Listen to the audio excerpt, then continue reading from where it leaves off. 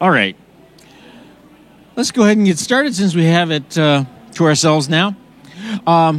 Welcome to the Q&A for Teams. Welcome to Ignite 2018. I'm Jim Adams. I'll be moderating the questions and maybe asking some as well. I'll let the panel introduce themselves, starting with Pune. Go ahead. Turn on microphones. Yeah. Hello. Okay. Hi, everyone. I'm Pune Kaufman. I work in Core Services Engineering and Principal PM responsible for the Teams upgrade at Microsoft. Hey, everyone. My name's Anas Sheikh, and I am working on the transition from Skype for Business to Teams. And I'm Sarah Bush. I'm on the team, this team, and also on Teams only mode. And I'm responsible for readiness and adoption inside Microsoft. My name is Dan Benedict. I'm a senior program manager in Pune's team. This is the team. It's half of the team actually that is rolling out Teams at Microsoft for Microsoft IT or Core Services Engineering. So you have all the best people here if you have questions. I'm specialized in live events or Skype meeting broadcast and accessibility. Great. So for those of you who didn't get the memo, Microsoft IT is now called Core Services Engineering and Operations. So we're the former Microsoft IT. We roll out Microsoft at Microsoft. And we do what we call dog food. We roll out the stuff even before there's any documentation, and we put it out into the environment. We run our business on stuff that isn't ready yet so that we can work out all the bugs with the product group and get it as good as we can before you guys get it. Okay? So, with that, who has come up with the first best question? All right. You raised your hand? You're gonna take the challenge. All right. Okay. Whoa. Okay, so I am the technical person for our rollout for our company, about 28,000. Actually, on Monday, we start the rollout of Teams and OneDrive to all the company in Texas. No, and you're here today. Yes, I am here, yeah. Okay, so what I need, management wants to know, how is the Teams deployment going? I want to know how many teams have been created over time. Not every group has a team, but every team has a group, right? From what I've seen in the PowerShell Teams module, there is no way to be able to tell me a user and all the teams he's associated with, nor can I get give me a list of all the teams in the tenant. I have not been able to find, no one has been able to tell me anything. Any other questions? Sorry. Go ahead. So we have, I think, about 84,000 teams. I know your question is, how does an admin just go and say, I need to know how many teams do we have, I need to know who's part of which team, etc. I haven't personally looked into the command, but I think I saw it recently on the internal dashboard, the Skype for Business and Teams Admin Center, which is a little different for us than you, because it's an internal version. I thought I saw a way to see how many teams I have. But even if I am wrong, I'll take that feedback. What I did was I saw a few vendors here, and I was very surprised by the amount of the things that they show on their dashboard with respect to teams. So I saw a vendor here. What they did was they use our tyGraph API, and then they pull all kinds of reports, and then they aggregate them and put them in an Excel sheet or a portal, and it tells you exactly how many users you have in your company, how many teams you have in your company, which users are part of which teams are active, which are not used. So I was actually a little surprised with what I saw. So that might be one place to start. I do not know accurately what are the commands, etc., that you can use to get it from PowerShell, but I know there's a way to do it. All right. We got a hand back here. But all right. G'day. So how do you guys differentiate when you're rolling out Teams and you're getting the organisation to pick it up? What point do you turn around and then get a customer to go from a team to a channel to just a tab? When do you separate that differentiation and teach users, for this create a new team, for this create a new channel, to try and stop what we call teams creep, where people are just creating teams for absolutely nothing? Such a great question, and I like that you have Teams creep. We call that Teams sprawl. So very, very similar. The question was about how do you help users understand what to use when inside Teams, and we have our Art of Teamwork tour, which I've talked about a handful of times, which is a level 100 training, 1 hour webinar or in-person training where we talk about Teams and we talk about the basics of Teams, like standard operating procedures and how to treat your fellow Teamsers nicely, right? So, for example, in many cases, if it's something that's short and you're working on with other people, you want a one-to-many chat. It's a 3-week deal. You're going to co-auth on some documents or whatever that may be. You do not need to create a team for that. So between our Art of Teamwork level 100 and 200, we explain this, and in 200 we go deeply into how best use Teams and create channels to be productive. And then we have snackable, less than 5-minute videos that are scenario-based, which would be a great way to spread the word around it there. And also our champions help people. They're embedded in our orgs all over.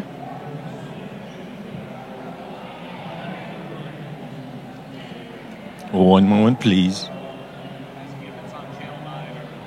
And so those resources are on the Success with Teams portal or yes, Channel 9? Yes, they are. And the snackable videos aren't there, but they're coming. So okay, cool. Yeah. Thank you. Okay, we got a hand in the middle. All right, here we go. So my company's using Skype Online and Skype On-Prem. We're in a hybrid configuration. We got users that have the Teams client and also the Skype for Business client running side by side. So when you're searching for a federated partner using Skype for Business, it works fine.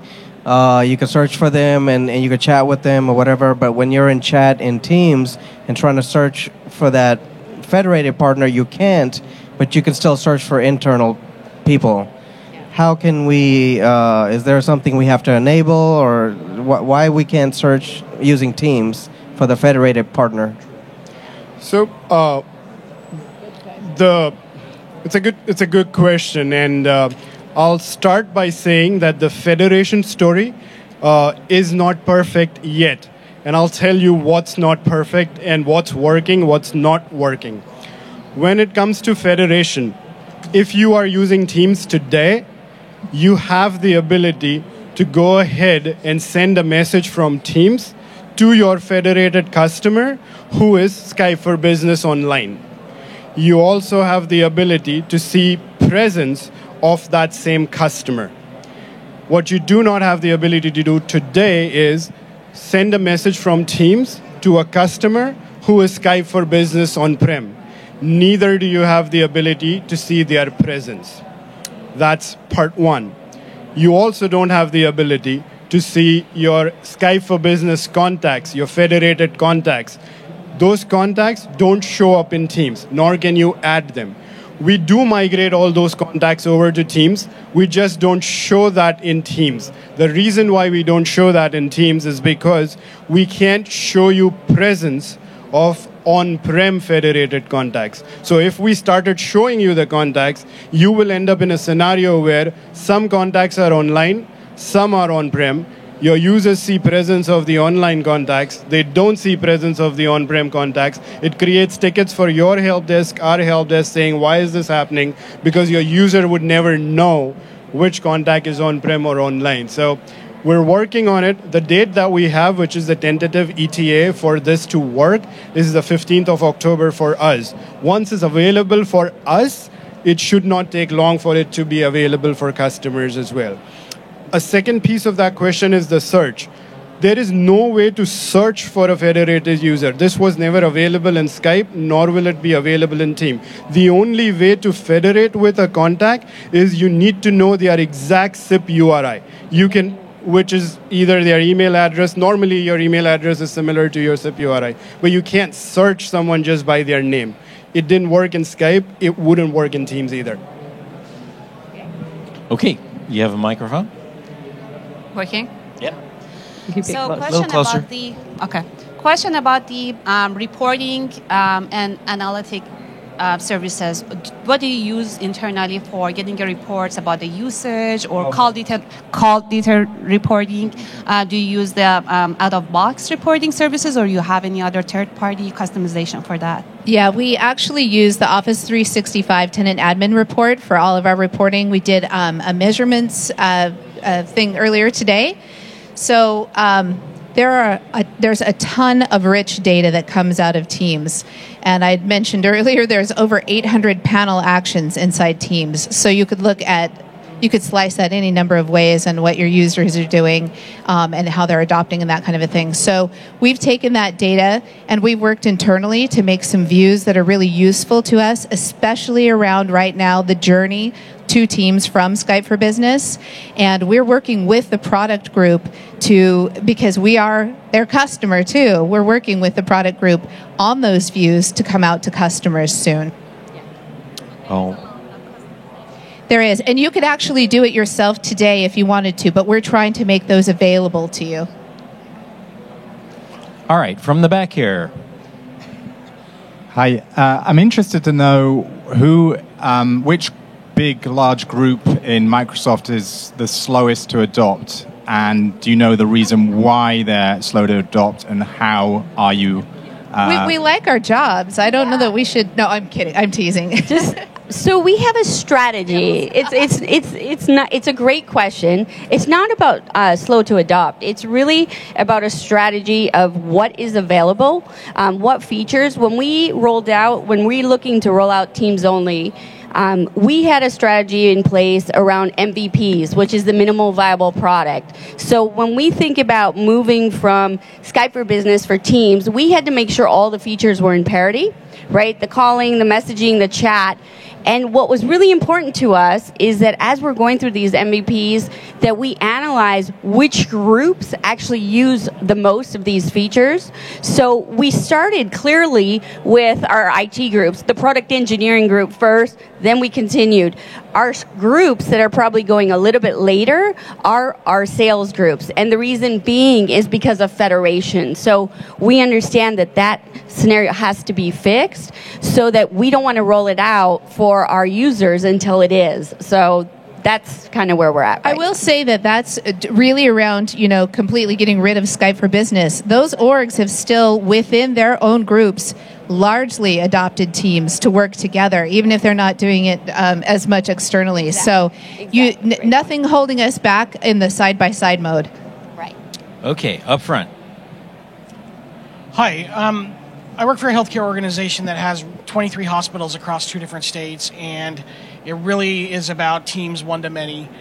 And we have 40,000 employees, and if we're doing a town hall with our CEO, I'm curious, in our experience, 40,000 people going out to the internet has been problematic, and we egress our internet at 2 locations, so everybody comes back to 2 spots to go out. And I'm curious how Teams is kind of handling that for an organization of your size and other customers like me. So you're talking basically about live events or Skype meeting broadcast, right? Yes, 2 days ago I had a session about live events. At Microsoft internally we deployed the product called Live. I don't know if you're familiar with the hearing technology, but Microsoft works with 3 partners, Hive, Collective, and RAM. So I would suggest talk to them and see, because they do bandwidth management, like peering-to-peering or different caching and stuff. So talk to them. Also, you can use live events through Teams, Stream, or Yammer. If you're familiar with Microsoft Stream, that might fix your problem, because I think they handle like larger meetings than Teams. So I would look into that. Yeah, one of the first things that we did at the beginning of our migration to the cloud was upgrade our edge, so that with the shift of all of this traffic from internal wide bandwidth luxury network through to the internet, we painfully realized that we needed to beef up our edge to handle all this extra traffic to and from the internet. Okay, hand over here. Okay, we're currently running Teams in one tenant, and I just heard that we may have to shift to another one. Is it possible to migrate an existing running team between tenants? You mean your company A.com and you want to change your tenant to company B.com? Yeah, it's currently company A.com, and we want to change it to A-sub2.com. Same company, but just a new tenant. A new tenant. Without going into the political reasons we want to do that. Okay. Same company, another. So you basically want to add another SIP domain. How that should not affect your teams. Are your users UPN also is something that you want to change, or the users stay the same? The users will stay in the same Azure Active Directory. Mm-hmm. So if you don't want to change the UPNs or email addresses or SIP addresses of your users, what is the reason for adding a second domain? We need to move it from a US-based domain tenant to European. Okay, so you want to move, in order to move a US-based tenant into EMEA, I don't think you need to change the name of the domain. You can just move your, I don't know the process exactly, but you could actually make your tenant instead of US to EMEA. I can check back and let you know, but that shouldn't require you to change the name of your domain. So if Microsoft suddenly wants to implement Go Local and have local tenants in India, APAC, EMEA, we don't have to make Microsoft as something.microsoft.com. It can probably say, but I can get back to you on that. Okay, that would be great, because right now they tell us we have to delete everything and recreate. Absolutely. That seems a little weird. I can, yeah. So question about call center solutions. Have you migrated any of those call center solutions to the Teams yet? What call centers? Yeah. What solutions are you using? So call center solutions like response group, auto attendant, let's say service desk, main number, things like that. So there are within Microsoft, we have a large number of groups that use response groups. Now, the challenge with the solution for response group is response groups are always Skype for Business on-prem, which means any user who uses that response group is now homed on-premise. In order for a user to be Teams only, that user has to be homed in Skype for Business Online, which means we need a solution comparable to response groups in Office 365, right? The Office 365 solution for response group is called queues. Now, which means that if we want to use call queues, we will be able to migrate our users to Skype for Business Online. Call queues will also support SFB Online and Teams. But the challenge that at least we are having is response group today supports 5 different methods of routing: longest idle, serial, parallel, attendant, and round robin. Call queue only supports 2, attendant and serial. What we're doing is we're working with the product team to ensure that call queues support all those 5 methods. That way, we can actually create call queues for all the response groups that we have today on premise. That way, at least the routing problem is gone. We have a second problem. Today, response groups have telephone numbers that we have on-prem. If our response group needs to get migrated to call queue, we need to port those numbers, which we can do in 10 countries. What happens to the others?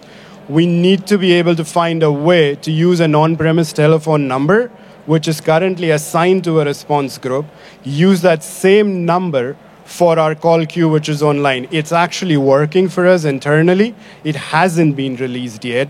I would imagine it will be out very soon. We allow you to use an on-premise telephone number, create a contact object on-prem, assign that telephone number to the contact object, and map that contact object to the call queue online contact object that you create, so that you can call an on-prem telephone number and then the call goes through your on-prem edge to online edge and then to your call queue.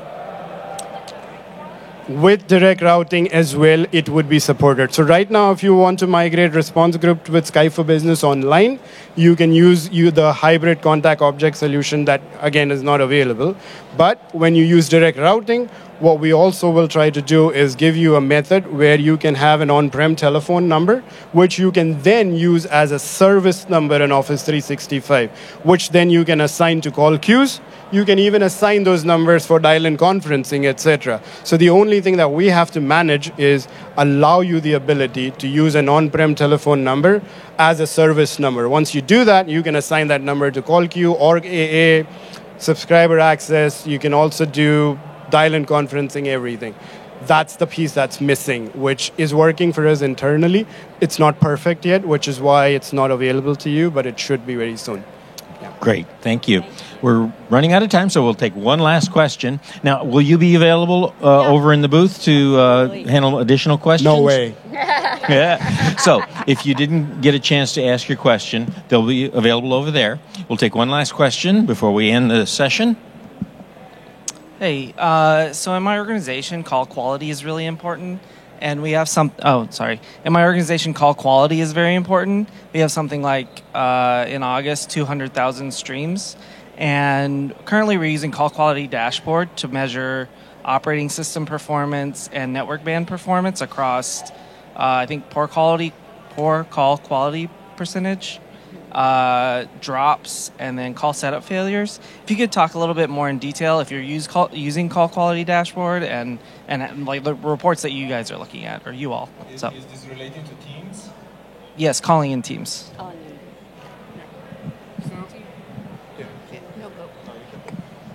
So the same call quality dashboard, the metrics that you mentioned, are the same metrics that are available to us as well, which is poor call ratio, healthy meeting index, and call drops. What is important to do when you use call quality dashboard is you need to make sure you upload your subnet data to Office 365, because then it at least tells you that if you have poor call ratio or if you have call drops, it at least helps you point that, okay, it's happening more in Sydney, Australia, as opposed to Redmond, North America. So that's something that we use a lot.